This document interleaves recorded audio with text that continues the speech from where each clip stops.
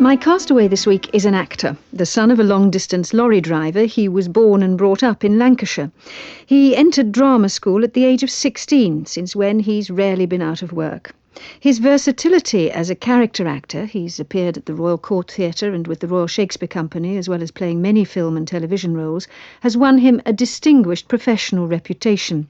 He owes his national popularity, however, to two roles, the rough, tough Jack Regan in the Sweeney and the troubled but likeable Inspector Morse. The creator of these much-loved policemen avoids the stardom his admirers would thrust upon him. Professional satisfaction is what he seeks. Away from the cameras, he prefers a quiet life, laced, if possible, with plenty of classical music. He is John Thaw. In other words, John, there's rather more of Morse in you than Regan, is there? Oh, most certainly, yes. Do you have a preference for one of those characters over the other at all? Well, at this stage in my life, most certainly Morse, because it's less energetic than doing steely Jack Regan, you know. He leapt over a lot of walls and raced around a lot, old Regan, didn't he? Yes, and when people ask me why don't I do it again, I say I'm too old. So Morse suits me fine. Do people write in for Morse's music that's often played? I mean, the minute he finds a body, there's some music playing, isn't there? I do get letters from people if there's a nice, say, Beethoven quartet playing as they find the body, you know, in the cupboard or whatever. You invariably get letters saying, what was that music, you know, when Morse found the body? It was lovely, where can I get it, and what label's it on? So, yes, it's done that, which I think is marvellous, because people wouldn't rush out and say, can I have Beethoven's quartet in D or C or whatever? Just off the top of their head. They just... What about your own love of classical music? Where and when did that begin? That began when I was at RADA. I was a great friend and indeed later shared a flat with Tom Courtenay. And we were doing Goethe's Faust. Tom was playing Faust, I was playing Mephistopheles. We both of us used to rehearse at Tom's flat and got in a terrible state about it for some reason. And Tom said, why don't you listen to this? And he put on Sibelius's First Symphony. And he said, see if this can sort of do anything for you in terms of seeing that character, Mephistopheles, and, you know, where he's come from and where he's going. And I thought, what a lot of nonsense. Anyway, I sat down and Tom put this record on. And I was just transfixed. It all slotted into place. But classical music had meant nothing to you before that? No, I mean, I was of an age where you listen to family favourites and you might hear a bit of Enigma Variations or something, or Kathleen Ferrier. But no, it didn't mean anything until that point. And it was almost, it just changed my life that day, really. It was downhill all the way after that. Absolutely. we better have the first record, I think. What's the first one you're taking to the island? Well, it's not the Sibelius First Symphony. In fact, it's the Fifth Symphony, which I love. And I can tell you, between you and I conduct the last bit of it when I'm on my own. And I pretend I'm Von Karajan or someone.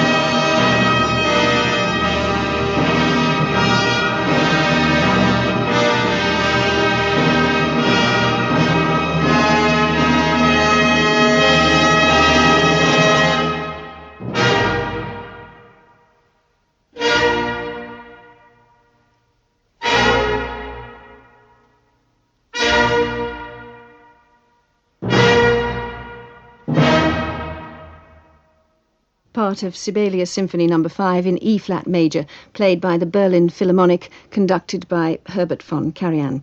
and sometimes by John Thaw. Another fascinating thing about you, of course, apart from your love of music, is your age. You're 48, aren't you? 48, yeah. Are people constantly surprised to discover that? Yes, they are. They are. In fact, I must tell you, one of the crew on Morse recently said to my driver, he said, "Oh, John's not bad for his age, is he?" And he said, "Well, how old do you think he is?" He said, "Well, he's got to be 58, isn't he? 59. It's worrying, that. I mean, has it always been the case? I have always looked, I was born old, I think, really, or born looking old. Have you gone prematurely grey as well, or did you? I did. I started to go grey. In fact, if you looked at all the Sweeneys, you'd see the progression that happened during that Sweeney time. And just after the Sweeney, I went totally white. It's a hereditary thing, really. My dad went white when he was about 35. It's the face as well, though, isn't it? I mean, it's got that lived-in look. I guess it has. I take it you're not vain, Mr. Thaw, right? No, not at all. But you do these days get tagged with that, it's an awful phrase, isn't it? The thinking woman's crumpet, they've called you. Does it make you curl up then? Yes, I don't know what it means, really, but yes, I've heard it. They might as well be talking about somebody else. I really don't know how it applies to me. But, well, I think the truth is that women quite fancy Inspector Morse, probably more than Jack Regan, actually. Oh, yeah, I think so. Because Morse is he's a very gentle, caring, sensitive man. I would think anybody would actually like him. What does your wife, Sheila Hancock, think about you being a bit of a sex symbol? She laughs. Just like the girls, my daughters laugh, you know. They just think, you know. In fact, sometimes they look at me washing up or something and say, "There he is, the sex symbol," you know. No, they just ridicule me, basically. Shall we have your second record? Yes, my second record is Dame Eva Turner singing an aria from Turandot in Questa Regia.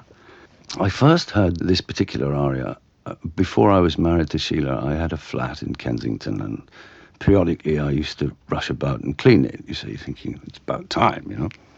So I remember one day I was scurrying around this flat with a hoover, etc. And I had the radio on, as I inevitably do. And suddenly above the row of the hoover, I could hear this noise.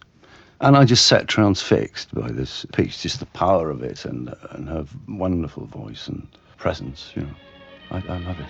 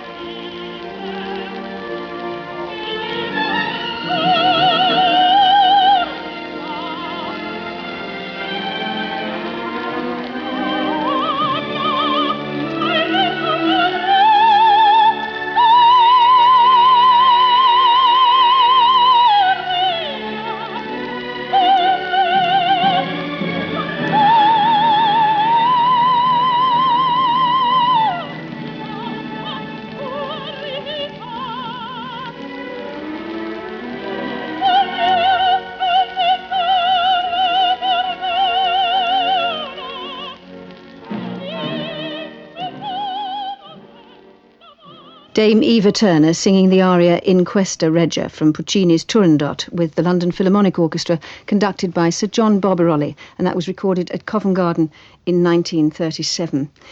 Did you always want to be an actor, John, when you were young? Yes, I always had shall we say, a gift for acting the goat, as they'd say up there. You were a show-off, you mean?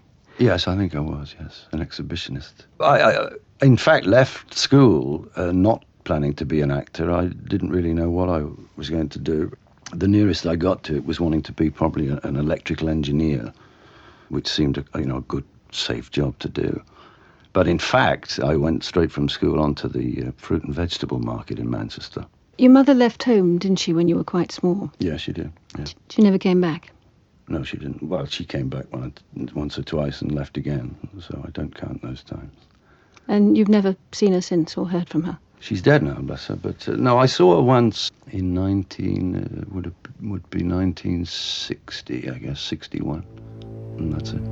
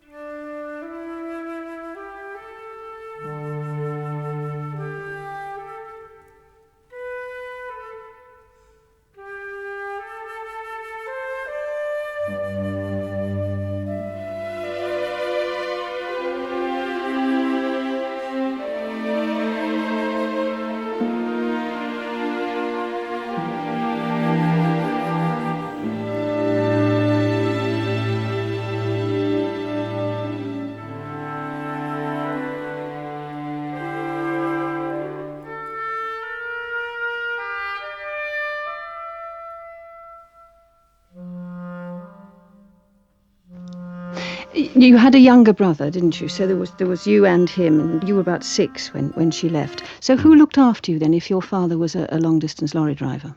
We lived in a council flat, and the people above us, I remember their names very well, the Bells, Frank Bell and Gladys Bell.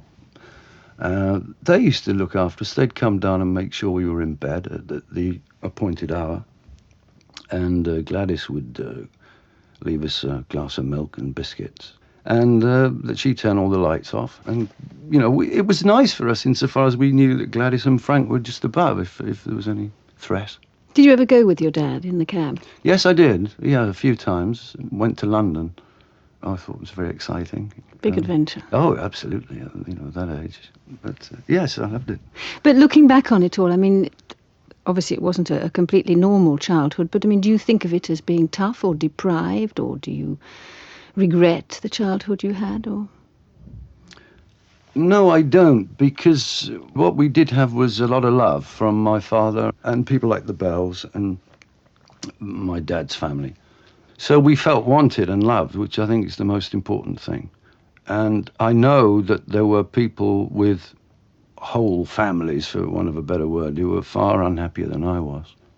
But out of all of that, to tell them all that you wanted to become an actor was quite an ambitious thing to propose, wasn't it? Yes, I think it stunned them a little. There was an image of actors being, for want of a better word, middle-class snobs, do you know? Posh. Posh, that's it.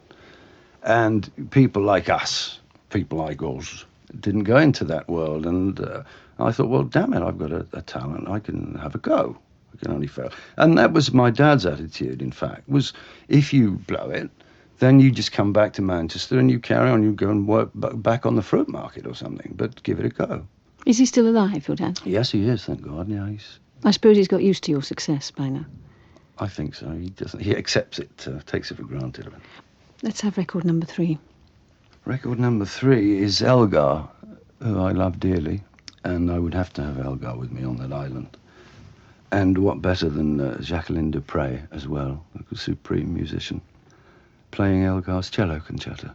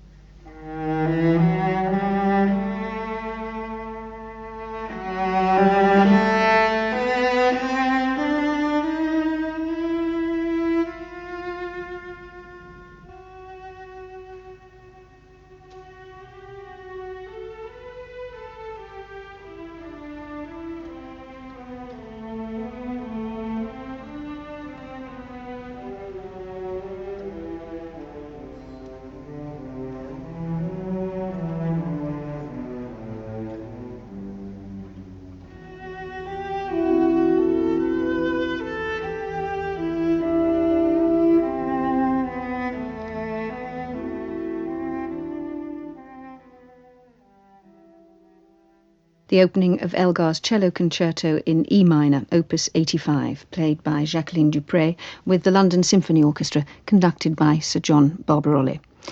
So you came to London, John, in 1958. Mm-hmm. What did you look like then? I looked like what used to be called a teddy boy, I guess. And I very proudly wore 10-inch jeans. I remember 10 inches at the bottom, that is. And a draped jacket. And the big shoes. Yes, I had crepe sole shoes, all that business. But of course, to me, I mean, it sounds awful now, and I'm sure it was then, but to me, that was all I had.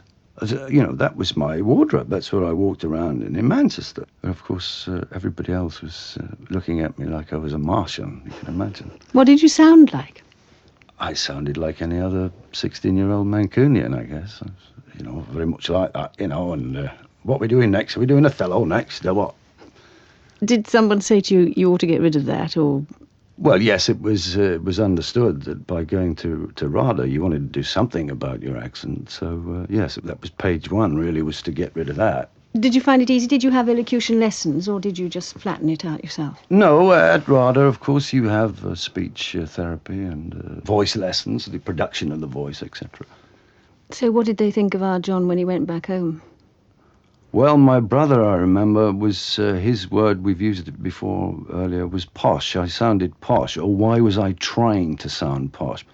I tried to ignore those encouraging remarks and carried on. But did it alienate you from them? I mean, did they feel... No, I don't think it alienated them. I do think they were thinking, what is he turning into? I do think they were a bit worried. But, I think, you know, there was still, of course, love and affection between the three of us. But, as I say, they was a little apprehensive. Suspicious. Yeah. So eventually you set up this flat with Tom Courtney, which you mentioned, and in your spare room you raced model cars, yes? We had a huge spare room in this very big flat, in fact. And I think it was Tom who'd obviously never had a train set or an electric car when he was a kid, so... he went out and bought himself a sort of Scalextric thing. I think the biggest he could find in London. And we laid it out all over this big spare room. But I think we only used it about twice, you know, like kids, typical. We used it 3 times, got bored with these racing cars going round and round, and packed it away and left it. I think the dustman ended up with it.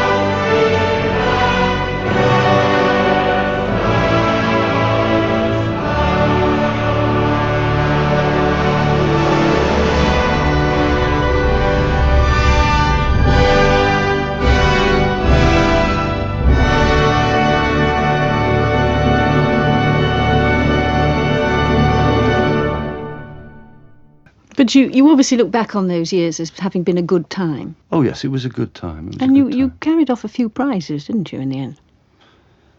Yes, I was lucky. I got the Liverpool Playhouse Award from RADA, which was a year's contract at Liverpool Rep, and the Vanbrugh Award. But the Playhouse Award, the Liverpool Playhouse Award, was presumably very important because, as you say, that guarantees you work. Yes, I didn't have to worry about getting an agent or getting a job or auditioning or sending off letters and photographs and things. I just went literally from RADA on the Friday to Liverpool on the Monday. And you've rarely been out of work since? Thank God, no. Shall we pause there for some more music? What's it to be? The next one, again, relates to that time. It's Schubert's Quintet in C. Tommy Courtney got me onto Schubert, and as it were, I took over from him. But this I love, and it's got Pablo Casals playing cello, who I love dearly. I love the cello. And I don't think there's possibly not a nicer piece of music I know.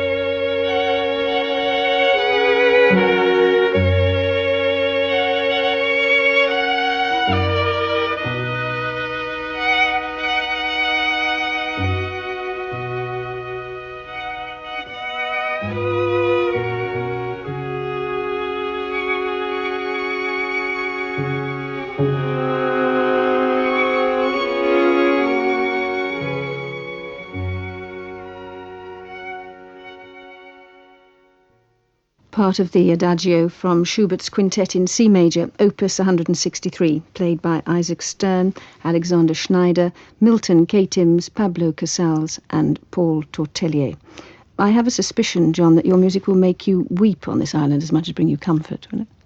More than likely, I would think. I think most of these things have that in common, that if they catch me at the right time, there's buckets of tears. Yeah. How will you manage on your own, do you think? You're any good at it? It doesn't worry me at all. I quite like solitude. So that element wouldn't worry me. I'm a little worried. I'm not very much a sort of do-it-yourself man. I can change an electric plug or something, but that's about it. So I don't know how I'd cope, basically. Can you cook? Yes, that I can do. But very simple cooking, not only a sort of cordon bleu, but I can survive food-wise, yeah. Are you a Sunday lunch cook for the family? Yes, exactly. That's just what I do. A lot of women you live with. Yes, I'm surrounded by them. What can I say? I have 3 daughters, and Sheila Hancock, my wife. I think a lot of people will know that you and Sheila parted for a few months a couple of years ago. Yeah. It was obviously a separation which worked. I mean, it refreshed the marriage. Didn't it? Absolutely. It wasn't the sort of separation where one said, well, we must separate and then we'll come back and it will be even better, as it were. It wasn't done in a sort of cold way in that sense. Sheila had been ill and just wanted to be alone, needed to be on her own. Now, it was a question of when we get back together. It wasn't a question of if we get back together. It was just Sheila needed that space and that time to adjust, to being told that she had cancer.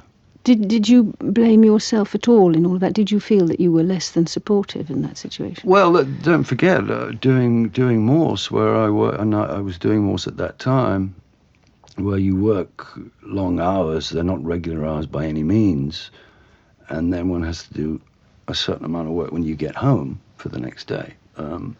Of course, I wasn't as supportive as I would have liked to have been, but that was the situation at that time. Therefore, for Sheila, the only answer was to be on her own and sort it out herself, And she's done that. Absolutely, thank God. Yes. You'll never get away from me. You can climb the tallest tree, I'll be there somehow. True, you could say, hey, here's your hat, but a little thing like that couldn't stop me now. I couldn't get away from you, even if you told me to. So go on and try,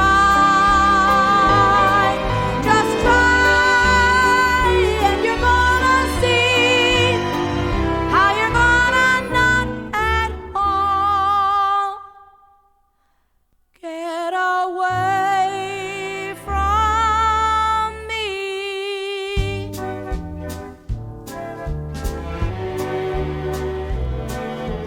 Rose, I love you, but don't count your chickens. Come dance with me. I warn you that I'm no Boy Scout. Relax a while, come dance with me. So don't think that I'm easy picking. The music's so nice. Rose, 'cause I just may someday pick up and pack out. Oh no, you won't, no, not a chance. No arguments, shut up and dance. You'll never get away from me. You can climb the tallest tree, I'll be there somehow. True, you could say, hey, here's your hat, But a little thing like that couldn't stop me now.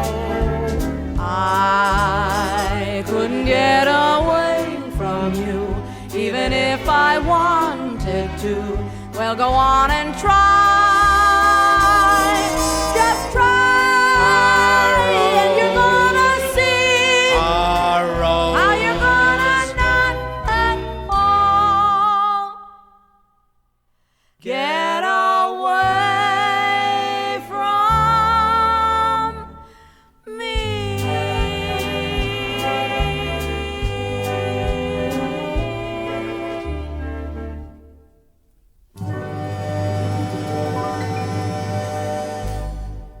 And you're back together again, as we say. And how have you changed then? Have you tried to alter your work pattern so that you couldn't arrive at that point again? I don't work so hard. I don't work to the exclusion of everything else, not least Sheila. Which you did before? Possibly, sometimes. Yes, I did. And conversely, Sheila now accepts that I am in a job that does require possibly more commitment than going into the West End to do a 3-hour show every night, you know. But you've learned to say no, basically, when the phone rings and people offer you work. Prior to this series of Morse, I didn't work for, 5 months. I did nothing quite deliberately. And you've given up drinking as well, haven't you? That's right. How's that changed you? Not a lot, really. I don't know.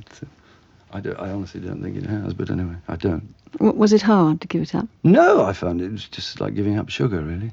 I think we ought to have your next record there. Well, we've just been talking about her, and I'd like to take to my island my dear wife, Sheila Hancock, doing Little Girls from Annie, which was a musical a few years back, which I love. I loved the musical. I used to be in tears every time I saw it. And I thought Sheila was brilliant. And, of course, she's singing Little Girls, which... she's not singing about her girls, but I just thought it was quite sweet.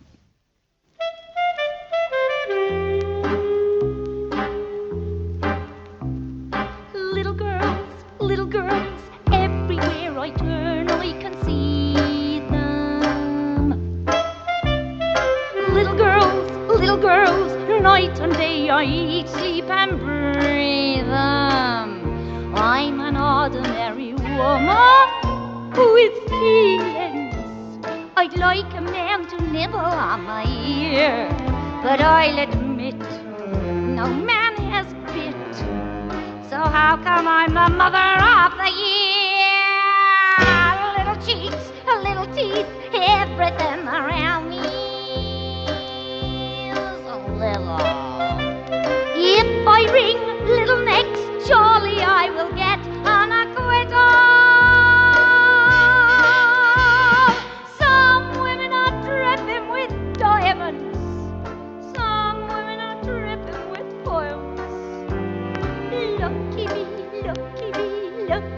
I'm dripping with little girls. Sheila Hancock singing Little Girls from Annie.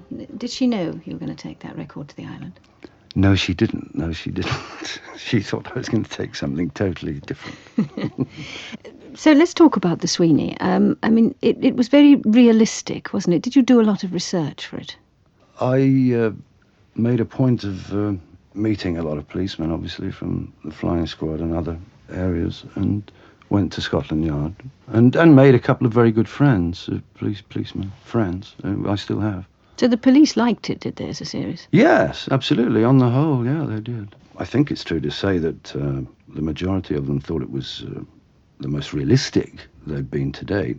Because it was quite violent, wasn't it? Well, it was, but, you know, as I said at the time, if we'd have been doing a series about traffic wardens, then I would say it was full of gratuitous violence. But, I mean, by the nature of the job, the flying squad meet, sadly, a lot of violence in their job, you know.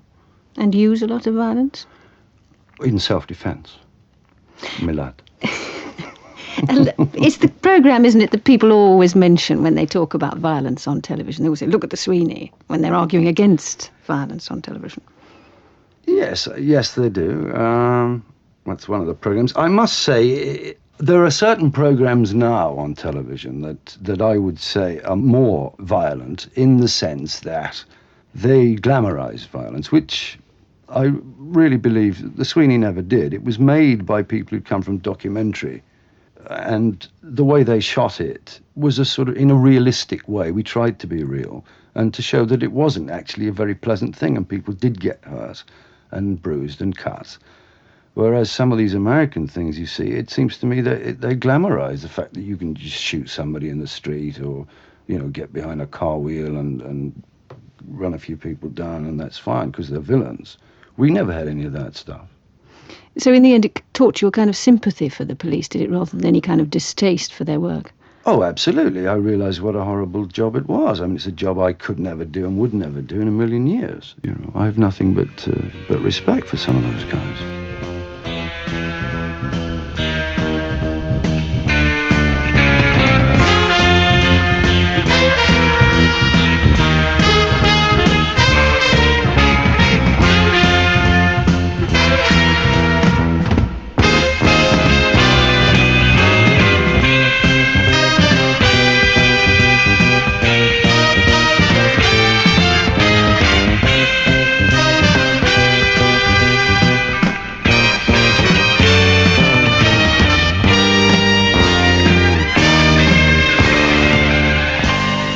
Get your trousers on.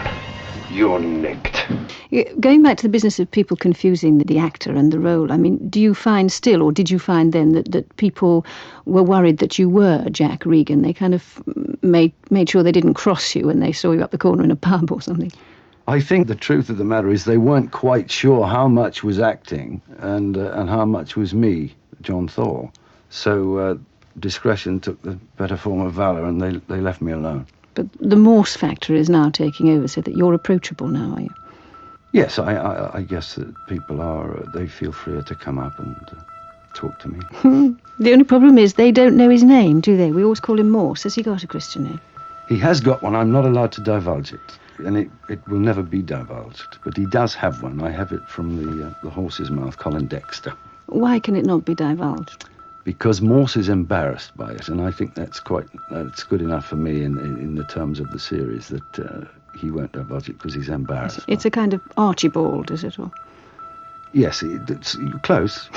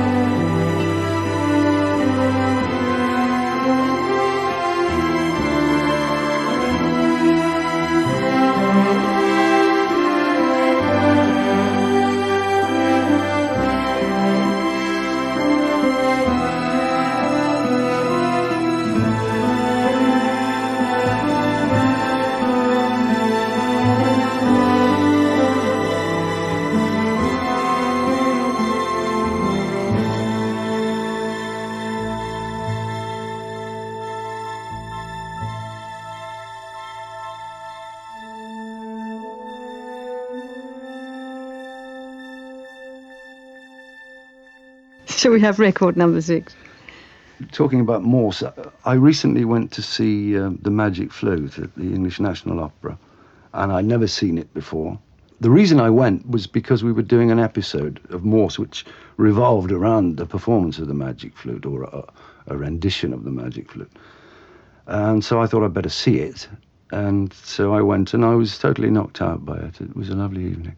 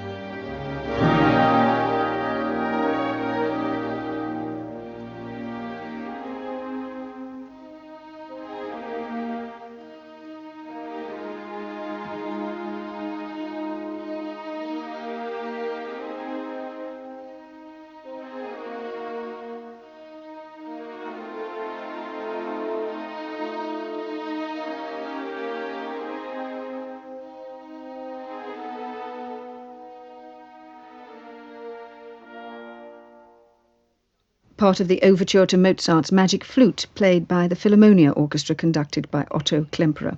We haven't, John Thaw, mentioned Home to Roost yet, your sitcom. That must have come as quite a relief after the Sweeney. Yes, it was, and a pleasure to do. But were you surprised to be asked to do comedy? Not really. People in the business think of me as a comedy actor, if they need it, you know. Well, which do you find more difficult, the theatre or television? Can you compare them? Comedy on television, I think, is the hardest thing to do, in my experience, because it's a sort of awful halfway house between theatre and television. You have a live audience, and if you don't get a laugh from that audience there, it can throw you, and you think, my God, what have I done wrong? And yet you suddenly wake up to the fact, my God, there's a camera on me, I'm in close-up, you know, I better keep going. So for me, and I know for a lot of mates of mine who do comedy, it is a very stressful situation. I think it's possibly the most stressful situation an actor can be in fact. Record number 7. Number 7 is Elizabeth Schwarzkopf. Sheila and I have a joke that if I ever fell in love with another lady, it would have to be Elizabeth Schwarzkopf. She's the only threat to Sheila that I know. And she's singing one of Strauss's 4 last songs.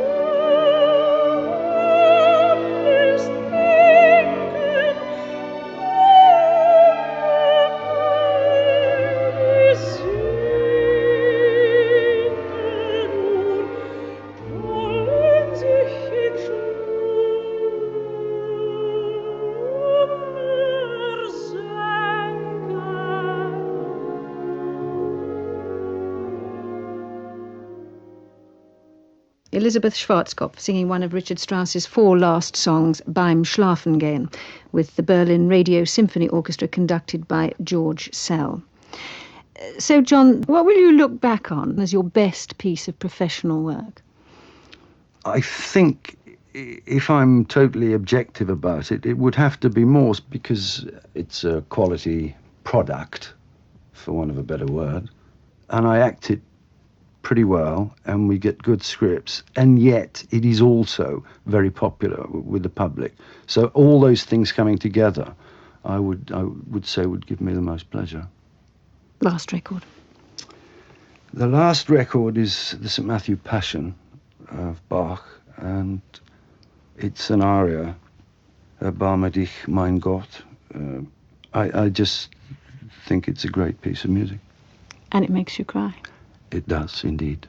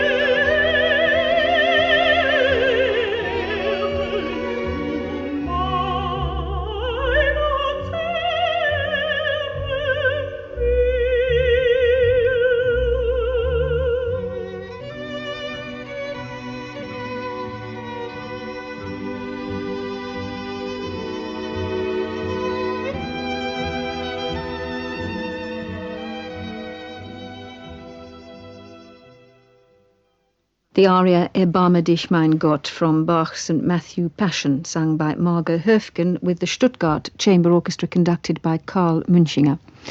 So one of the 8, John, you have to choose. Which is it?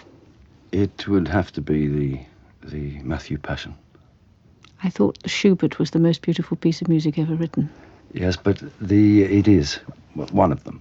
But no, the Matthew Passion has, it's got all sorts of wonderful colour and richness, and the different voices, of course.